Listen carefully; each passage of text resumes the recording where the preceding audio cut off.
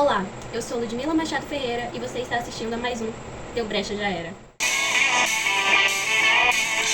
As mulheres sempre foram vistas e colocadas em um local de fragilidade e futilidade. Com a sua sensibilidade e feminilidade, se tornaram um conjunto de antagônicos ao ethos da ciência. Nesse vídeo, abordaremos o papel das mulheres no entendimento da história da Terra.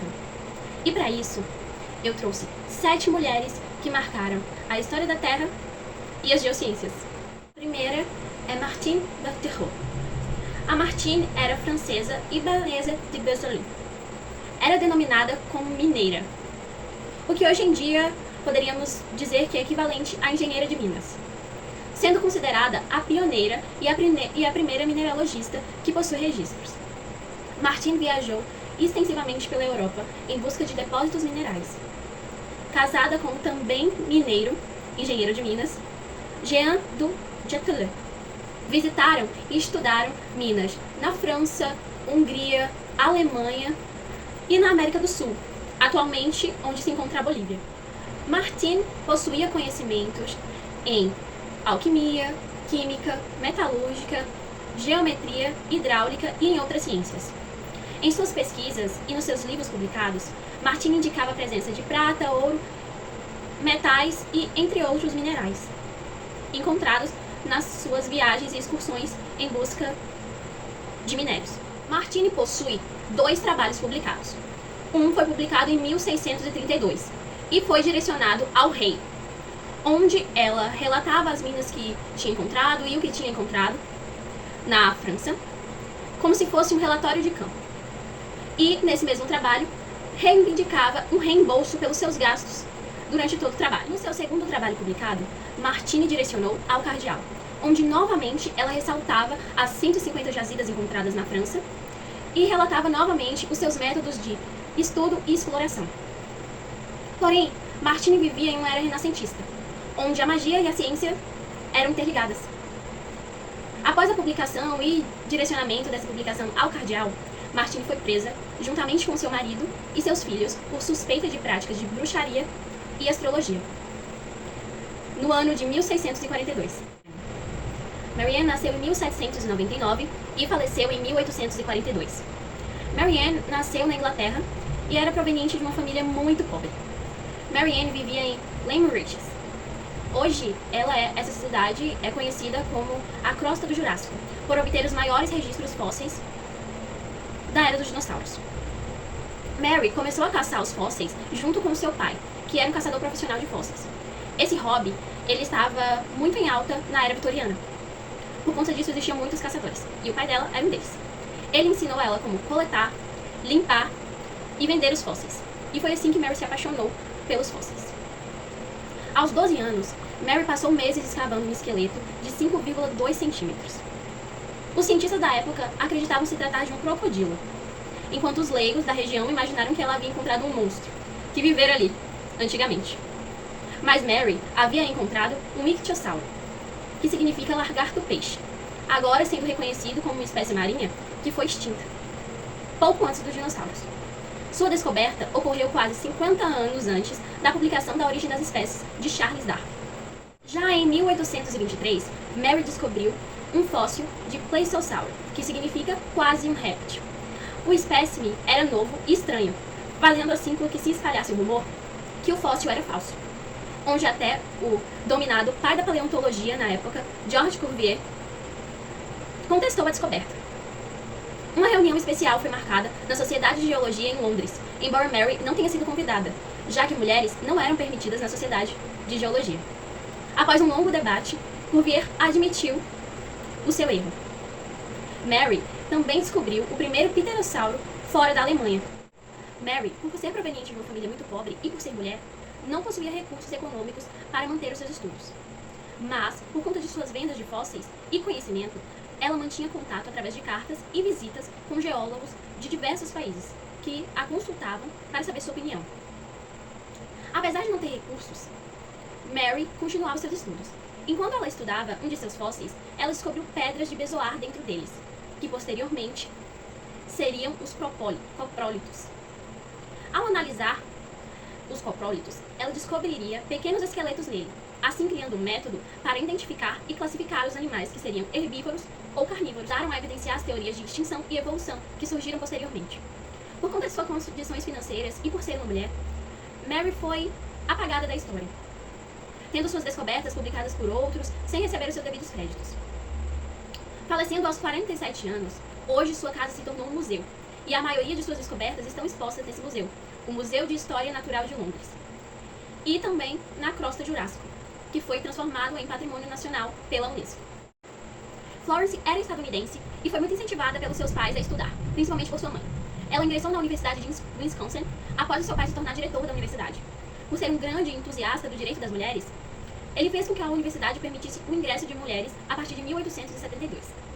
Lá se formou em sua primeira graduação e afirmou que seguiria na geologia. Ela solicitou então o ingresso na Universidade de Johns Hopkins, onde o próprio Johns Hopkins foi contra-suentrada.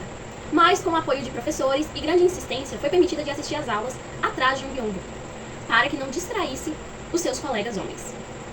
Na universidade, Mary estudou rochas da região de Piedmont, em Maryland e na Pensilvânia. Ao se formar, se tornou a segunda mulher dos Estados Unidos a ter um doutorado em geologia. Após seu doutorado, no ano de 1895, Mary trabalhou no Bryn Mawr College, onde ela implementou a criação do acervo geológico com uma coleção de minerais, fósseis e rocha da universidade. Posteriormente, ela se tornou a primeira mulher a ser contratada pelo Serviço Geológico dos Estados Unidos. Florence foi uma grande incentivadora do campo dentro da geologia. Achava que geologia se fazia em campo, quando as universidades ainda não tinham isso em suas mentes. Maria Matilda Ogilvy. Nascida na Escócia, Maria se mudou para Londres aos 18 anos, onde ela se tornou musicista. Mas, por ser apaixonada e muito interessada pela ciência da natureza, ela obteve um diploma em Geologia, Botânica e Zoologia em 1890. Ela estudou o Tirol Sul durante 2 verões, descrevendo e categorizando as dolomitas do local e seus sítios fósseis, assim publicando um artigo. Antes, pensava-se que as dolomitas da região tinham sido formadas pela acumulação e consolidação de recifes de corais de um mar antigo. Ela contestou essa ideia com a sua teoria de crosta de torção, que consiste em dizer que as montanhas foram formadas empurrando, torcendo, dobrando a crosta terrestre. Através das observações feitas, ela realizou medições das estruturas geológicas da dolomita. E assim, ela também determinou que houve 2 fases de dobramento e deformação, que ocorreram em períodos diferentes, levando a uma nova interpretação da estrutura tectônica dos Alpes. Outra de suas contribuições se dá pela descrição das 345 espécies das hoje 1.400 conhecidas de moluscos e corais da região. Maria marcou a geologia e a paleontologia com suas descobertas, estudando os lugares de baixo interesse. Anne Lehmann, 1888 a 1993. Ela foi uma geodesista e sismologista. Lehmann nasceu na Dinamarca e ela formou-se em geodésia pela Universidade de Copenhague. Em seus estudos, ela observou que a profundidade de mais ou menos 5,150 km, as ondas P dos terremotos sofriam aumentos significativos em sua velocidade. Uma teoria matemática que entendia-se que as ondas P estavam sendo refletidas e refratadas pelo núcleo externo, líquido, e núcleo interno da Terra, que é sólido. Por conta disso, elas eram registradas em locais não previstos. A sua teoria foi fortemente aceita pela comunidade científica, após a publicação do seu artigo intitulado P. A descontinuidade de Lehmann é extremamente importante para a história do entendimento da Terra, e a partir dela foi possível entender seu núcleo e prosperar as pesquisas no interior da Terra. Lehmann se aposentou aos 65 anos e publicou seu último artigo aos 99. Hoje em dia, possui uma medalha em sua homenagem, onde cientistas notáveis que contribuem para as pesquisas do núcleo da Terra são contemplados. Mary Trapp, 1920 a 2006. Mary Trapp nasceu nos Estados Unidos e se formou em música e letras pela Universidade de Ohio. Mas, com a escassez de homens devido à Segunda Guerra, as universidades começaram um programa de incentivo às mulheres nas ciências e tecnologias. Foi quando Mary obteve o seu mestrado em Geologia do Petróleo pela Universidade de Michigan, em 1948. Posteriormente, ela foi contratada como assistente no Lamont Geology Laboratory, na Universidade da Colômbia. Assim, ela conheceu e se aliou ao geólogo Bruce Rains, cuja especialidade era trabalhar com dados sísmicos e topografia do fundo do mar. Iniciaram um projeto de pesquisa com o intuito de mapear o fundo oceânico. Mas como Trapp era mulher, ela não podia realizar saídas de campo. Assim, ela trabalhava no laboratório, fazendo a análise, a interpretação e desenhando os dados coletados por Rance. Foi assim que, após muito tempo de dedicação e estudo, ela identificou a ocorrência de cadeias de montanhas submarinas cortadas longitudinalmente por sulcos, a famosa dorsal mesoatlântica.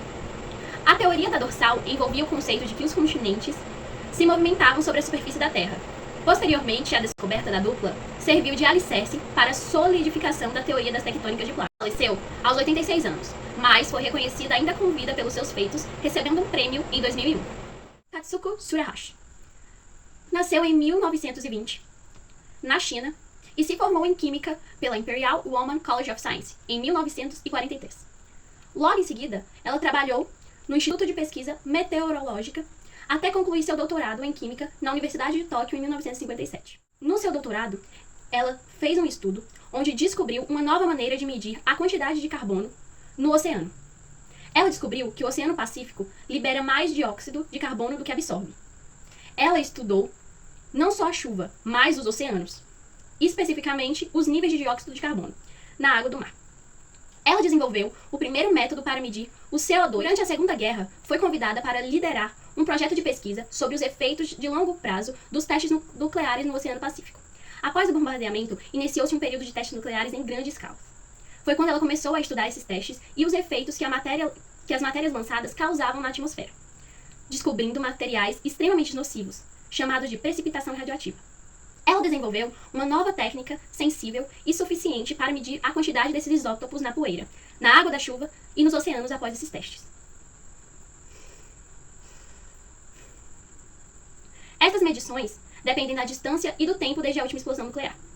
Assim, ela foi então capaz de prever a quantidade futura desses isótopos nas próximas décadas. Tendo em conta a taxa atual de explosão nucleares e previsão de quantidades futuras, mostrou-se níveis perigosos de CR-90 e CS-137, que são radioativos.